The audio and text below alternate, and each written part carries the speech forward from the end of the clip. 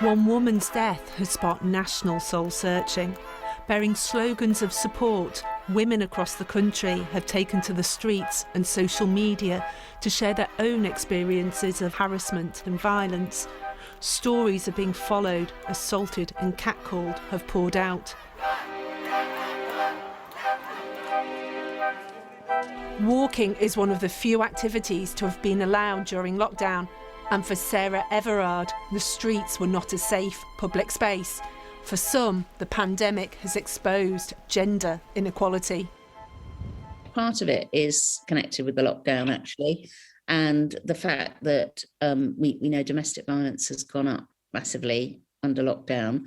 We have seen more femicide in the last few months than we've seen on average previously. And I think women's position in society has been demoted as a result of the lockdown as well. And, you know, more women are impacted by job losses. And I suspect that is part of the picture. Homicide in this country is mercifully rare, and you're actually twice as likely to be murdered if you're a man. But there are other forms of violence in which the victims are overwhelmingly female: harassment, domestic abuse, sexual assault, including rape. But most rape is not solved. The majority of rapes are not reported to the police, and when they are, only a small number are prosecuted. In 2019 to 20, more than 55,000 reports of rape were recorded by the police. Of those, just over 2,100 were prosecuted. That's around 3%. Today, as London saw further protests and vigils, 3 of the country's most senior justices dismissed a legal challenge against the Crown Prosecution Service by women's groups over its policy on prosecuting serious sexual offences. End Violence Against Women said a move away from a merits-based approach to one where prosecutors considered what may happen based on past experience of similar cases was unlawful and accounted for the drop. That challenge was brought because there has been a really alarming fall in the number of cases of rape prosecuted. This is really reflective of general trends across the criminal justice system, particularly around sexual offending, as there's been falls in all sexual offences. Essentially what we were saying was that the CPS had introduced something called a merits-based approach to decision-making. And that the aim of that was really to get away from predictive approach, where you make decisions according to what you think the jury will decide. Yeah. The risk of doing that, obviously, is that myths and stereotypes, which are very, very common around sexual violence, are likely to be influential. Rape is part of a spectrum of violence against women. As well as rape, other forms of violence might include aggressive touching, forced viewing of pornography, taking and circulating sexual photographs, and verbal sexual harassment. There are no official statistics on sexual harassment, but recent data from a YouGov survey of over 1,000 women show that 71% of women of all ages have experienced some form of sexual harassment in a public space. This includes public transport, hospitality venues and online. Yet over 95% did not report their experience. People don't just wake up one day and murder somebody. They are taught from an early age that there is a power difference between men and women, and that it is okay to use certain language, certain behaviour, and they progress from catcalling and groping through. So if you imagine if that's what you're going to do in public, what are you going to do in relationships? Sort of how do you treat women? But to root that out, we need a judicial system and a police force that understands all of that and can support survivors when they come forward. Because too often when women report sort of and I'm going to use inverted commas, the minor things like street harassment, they're dismissed. As women take to the streets in their thousands, they are hoping that the government takes note that women walking alone should not feel unsafe. Deb Cohen with our first report tonight. Well, tonight the government moved to provide reassurance to women and girls with a series of measures, including doubling the size of the Safer Streets Fund, increasing better lighting and CCTV. We did ask the government to come on, they declined. Joining us now is the Doughty Street Chambers barrister, Harriet Johnson, the CEO of Sistah Space, Ngozi Fulani, and the UK's government's Domestic Abuse Commissioner, Nicole Jacobs, as we look for solutions to what we're seeing. And I wonder, Harriet, if I can start with you.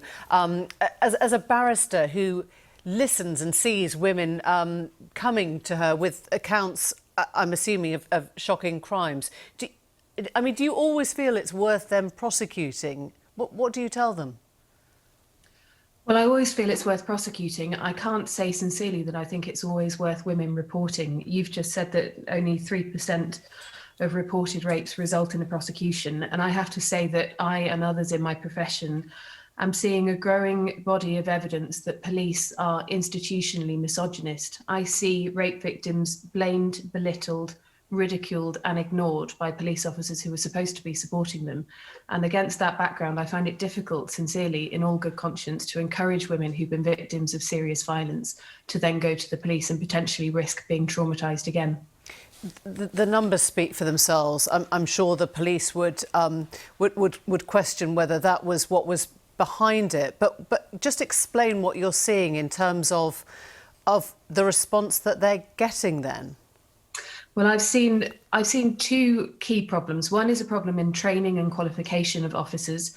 So I've seen officers misreading forensic reports that crucially could have supported a woman's account and provided independent evidence that her account was true, which is so crucial in cases like this, where very often, particularly in terms of sexual violence, it's a case of one person's word against another, which can make it difficult to prosecute, but absolutely does not make it impossible to prosecute. But in those cases, that independent supporting evidence is really vital, and untrained, poorly qualified police officers are missing it. The second is I see police officers who simply just don't believe women until the person they say has raped them does it again. And suddenly their evidence is not only credible, but it's vital. And those same police officers who told them before that they wouldn't believe are then knocking on their door years later saying, we need you to come back and present your evidence again.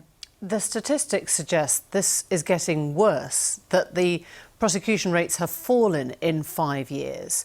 How would you explain that? I mean, are we actually regressing? It's difficult to say. It really is. I think certainly some of the problems that I've outlined with the way that these cases are investigated is a problem. It might be a statistical anomaly where, because more people are reporting them, we're seeing perhaps greater scrutiny applied than ought to be by an under-resourced police force. It might also be a broader societal problem, because it's important amongst all of this to remember that this isn't just a problem of policing. It's everything from parenting to education to culture to a society that tells men that crying isn't manly but violence is. The best prosecution in the world in that society won't succeed if you end up by chance with a jury of 12 people who on some level think that a woman was asking for it. Ngozi, can I bring you in on that slightly depressing note? And I guess we're looking for solutions in all this. Tell us what Sistah Space does and whether you feel that you're tackling the same questions or the same issues as Harriet just laid out for us. Okay, well, Sistah Space is a charity for African and Caribbean heritage and women and girls affected by domestic and sexual abuse. And I've heard some things tonight that concern me, because missing from the misogyny is racism, which plays a massive part. I mean, I went to the vigil on Saturday with my daughter and some of the Sistah Space colleagues. And when we got there, just like any other woman, mother, human being, we were really concerned when we heard that Sarah went missing. We all felt it. We all wanted her to return home safely. We thought we were going to a vigil that was about all women collectively, and we found that that isn't the case. I mean, we're looking at Valerie Ford, Nicole Smallman, Biba Henry. Those are the women who were murdered. Two of those women only last year had their pictures taken when they were deceased by a police officer. Where was the outcry? Where was the outrage? Yes? I mean, there were so many things wrong with Saturday. Yes, we saw the attacks. The police were outrageous. They were just aggressive. They were grouping up in groups of about 12 and 15 and planning their attack, going in, dragging the women out. Now, this isn't something I heard or I read. I saw it. But what I also saw is that it seems that Black women who go through domestic abuse or who are missing or are murdered, we don't get the same response. We don't get the outcry, and we don't get the concern. We didn't see the public coming out for us. And that was an eye-opener for many of us. And when we talk about statistics, whose statistics? Whose? Because nobody's not coming to ask us anything. When they make their decisions, domestic abuse bill, nobody consults us. I think they consult BAME, whatever that is. Nobody's talking to us. So if you're not talking to us, how can this be about us? Right. I should say we will be speaking, we'll be hearing from police representation a little bit later in the programme, just to try and understand some of the issues you raised. But let me turn to Nicole. As a newly appointed commissioner who's come in just at this very febrile moment, Nicole, I wonder if you think that the government has been surprised by the scale and the strength of the outpouring here. First, I just want to underscore what Ngozi said. I think one of the things as commissioner I've been trying to get at all year is disaggregated data for domestic abuse. In other words, trying to figure out who, in which groups, in which age groups, what type of people from various communities, how confident they feel coming to the police. And it's something that's very hard to get to. And I think it underscores the fact that we really need to look at these intersections between race and violence against women and girls. And I do think that's a really important point to make. I think this year the government has really understood how particularly lockdown impacts domestic abuse, or how much harder it would be if you were subject to domestic abuse to have that combined with lockdown. So I think there's a heightened awareness in the public, in the media, and throughout government, and there is a lot to do. I just want to go back to a couple of things Harriet said, because I think your segment is very much about what can we do, and there, you know, to unpick some of those problems, which are tremendous, and I don't want to underplay the huge amounts of confidence that need to be built back into the criminal justice response to things like rape, sexual violence of any kind, and domestic abuse, because we do see really poor performance. But we do see some of the indications of where we need to go in her comments in terms of training, leadership, priority, resource and support, more funding for places like Sistah Space, because a lot of times, you know, it's the support that one is given before you even consider approaching the police or reporting crimes. And that sits in the domestic abuse services, the sexual violence services in the community, who've been overwhelmed this year, frankly, by the demand for their services.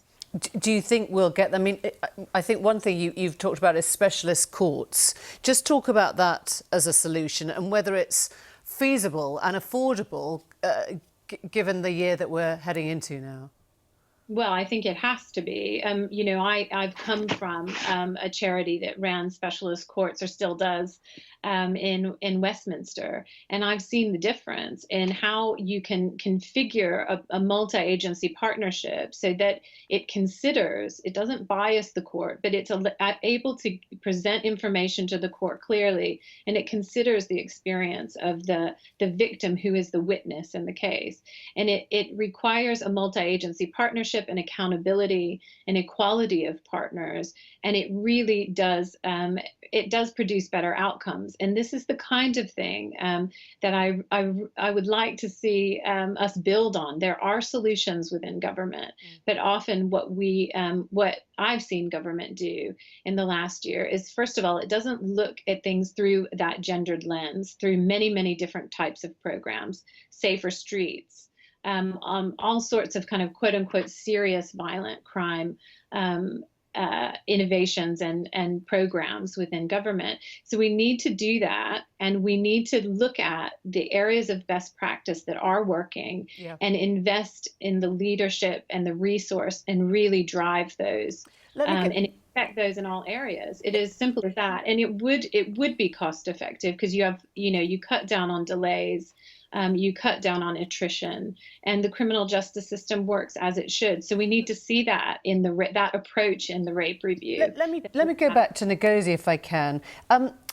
The same question in a way that I began with Harriet. Would you be encouraging women to go forward? Do you believe in the system itself? Do you believe that it can be a solution to the violence that you've described and the situation that the women who come to you find themselves in?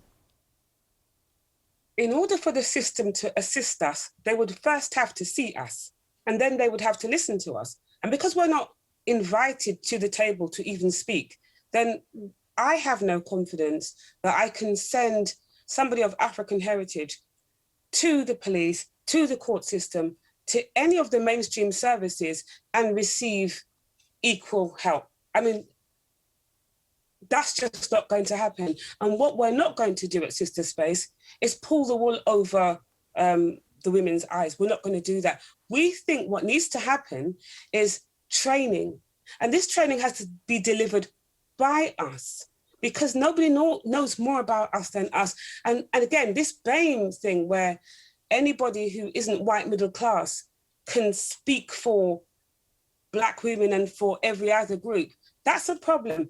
BAME is a discriminatory term that needs to be abandoned.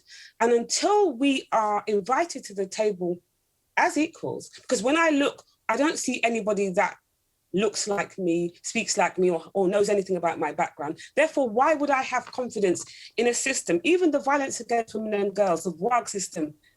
Yeah. There's racism as well. So Harriet, if I go back to where we started, is it the lack of representation within the police forces themselves? I mean, whether it's about ethnicity or whether, I mean, when you describe misogyny, I would have assumed that there are women working in these departments who are dealing with the victims of sexual violence. Isn't that happening? There are women dealing with victims of sexual violence, and I'm sorry to say that in some of the cases I described to you earlier, the people who were, in one case, mocking an account given by a rape victim was a woman. I think Ngozi is absolutely right. We see still reflected in the police what we see in society, which is this notion of the right type of victim. She's white, she's middle class, she behaves in a socially acceptable way, she doesn't walk by herself on the street at night. And unless a rape victim or any woman who's a victim of any kind of violence fits into that category, as things stand, in my experience, the chances are she won't get the justice that she deserves from the police at the moment.